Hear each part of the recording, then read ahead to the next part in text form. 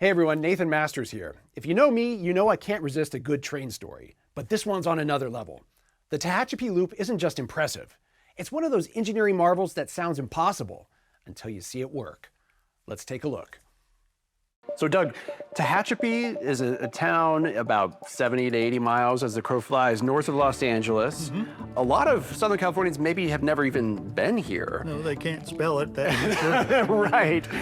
And yet this is one of the most important places in the history of Southern California. The modern metropolis of Los Angeles might never have come into existence without a single feat of engineering.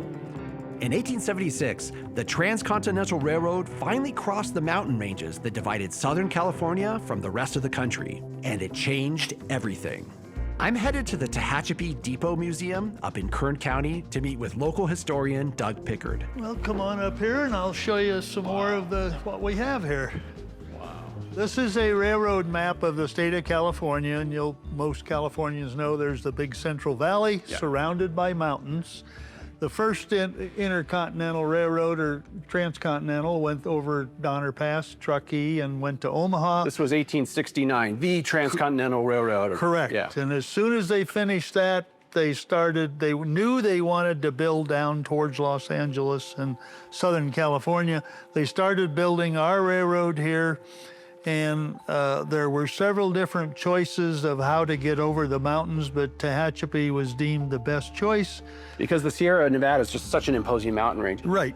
When this railroad going south was originally chartered with the government, it was to go through Tehachapi and then go over to the Colorado River. In 1872, the citizens of Los Angeles, they voted $600,000 plus an already existing LA and San Pedro Railroad that they were going to give them to change the route and build into LA. So I shouldn't use the word bribe, but I think it was incentive. We could call it an incentive.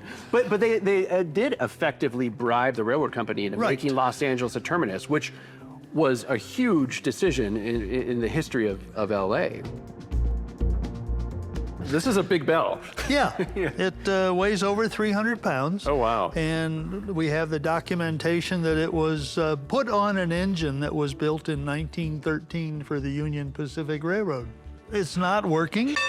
Yeah, it works. It works. Yeah, ooh, that's more of an outdoor bell.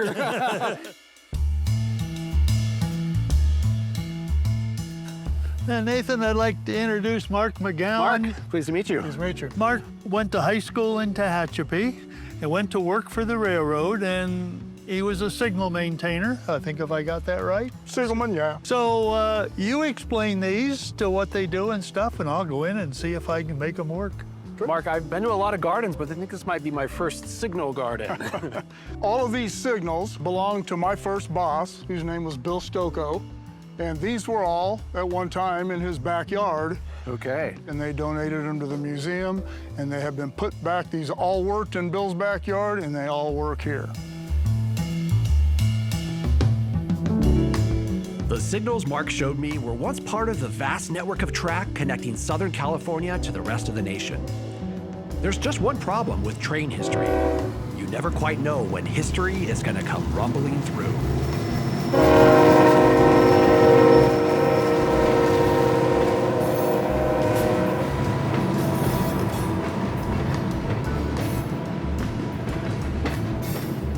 I didn't see the engine to know which train it is. You can really feel the train moving here. I mean, it's... Yeah. If you had a seismometer, that would register. The spot where two sets of tracks met in 1876, on a homestead in the Santa Clarita Valley known as Lang Station, is celebrated as California's golden spike moment. But none of it would have been possible without a feat of engineering some 50 miles to the north, where the railroad had to climb nearly 4,000 feet through the Tehachapi Pass. Tehachapi is actually the most important piece of track built for Southern California's history because it was the most challenging. Yes. An engineer by the name of William Hood, who had got his experience building the first cross-country railroad up by Donner Pass. They put him in charge of building the railroad down through here, and he had a certain limiting grade, so he just added a whole bunch of climbing track around in a circle, which has become known as the Tehachapi Loop. Kind of like switchbacks if you're on a hiking trail or a mountain road. Yeah. Trains are just so much more sensitive to grades than automobiles, right? Like the steel would just slip. Amazingly, do you know that all these engines carry sand? And if the wheels start to slip, he can push a button and it'll put sand in front of the wheels? Okay, so if that's not the problem, then what is? It's just too much, the amount of power. Yeah. So he had learned from experience that there was a certain angle, he shouldn't make it any steeper. 2.2%. Going downhill, it's just as bad. You don't have brakes, enough brakes. Maybe even worse, really. Yeah. Back in the old days, they would have a man riding on top of each car, and if the engineer needed brakes, he'd blow the whistle, and the guys would all go trying to put the brakes on by hand on each car. They're called brakemen, right? That's right, yeah. So people come from all over the world that are train nuts to see the loop. Well, let's go take a look at the real thing. Okay, works for me. Doug took me to a spot on the old highway between Tehachapi and Keene, a vantage point that hasn't changed much in 150 years, to see the loop for ourselves.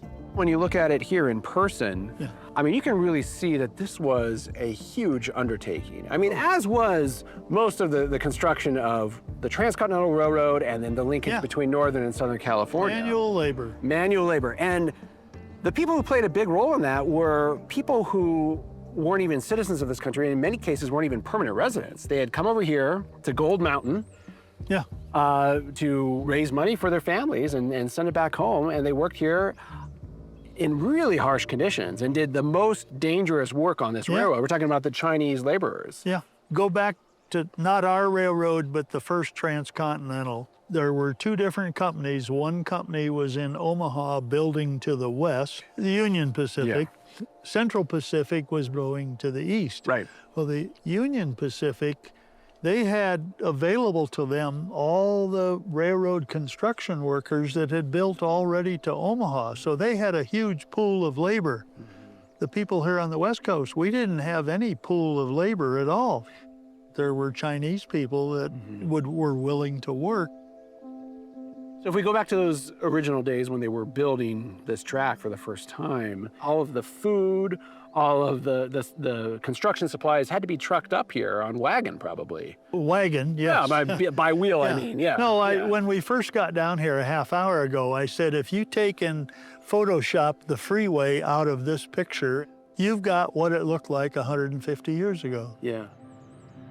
Okay, maybe right now, just to the left of that tree in the middle, you see a light. Oh, I see it, yeah. Bingo. It's coming up.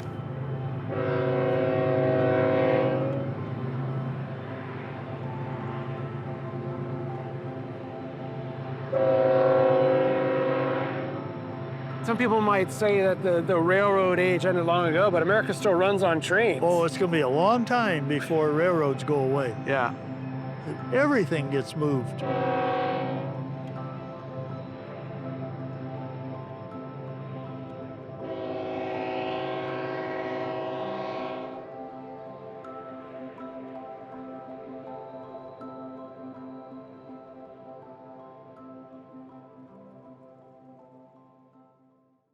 Thanks so much for watching. Subscribe to PBS SoCal for more.